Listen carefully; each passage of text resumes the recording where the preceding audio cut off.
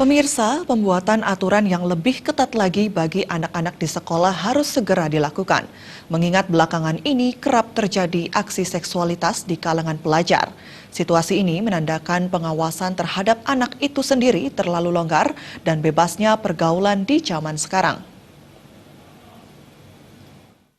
Kejahatan seksual yang belakangan ini kerap terjadi di kalangan pelajar tentu sangat mengkhawatirkan kita semua.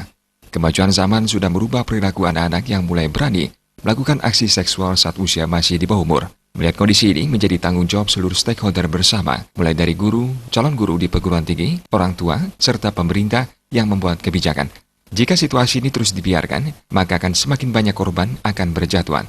Pengamat pendidikan I Gusti Bagus Artanegara mengungkapkan, pemerintah diharapkan membuat suatu aturan yang lebih ketat lagi bagi anak-anak murid di sekolah, sehingga segala kegiatannya dapat terkontrol. Pihaknya juga menyoroti penggunaan media sosial yang sangat bebas, sehingga dinilai sebagai pemicu bagi anak di bawah umur untuk mengakses hal-hal yang berbau pornografi.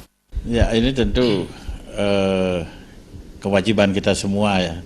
Kita tidak bisa hanya bagaimana mendidik calon-calon guru di perguruan tinggi supaya dia bisa mempunyai kesadaran untuk bisa ditularkan kepada anak-anak nanti kan begitu katanya. Tapi bagaimanapun keadaannya kan sudah begitu nyata dan ini tentu tindakannya adalah harus segera gitu.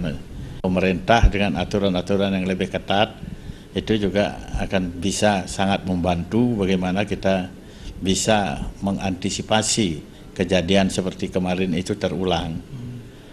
Ya kita lihat saja sekarang anunya terlalu longgar lah masih anak-anak itu pembatasan kegiatannya kurang terkontrol. Khusus untuk perguruan tinggi yang akan mencetak calon guru, tentu harus lebih mengintensifkan pendidikan karakter yang nantinya dapat bermanfaat bagi mereka sendiri dan juga para murid saat memberikan pelajaran di sekolah. Andika, Bali TV.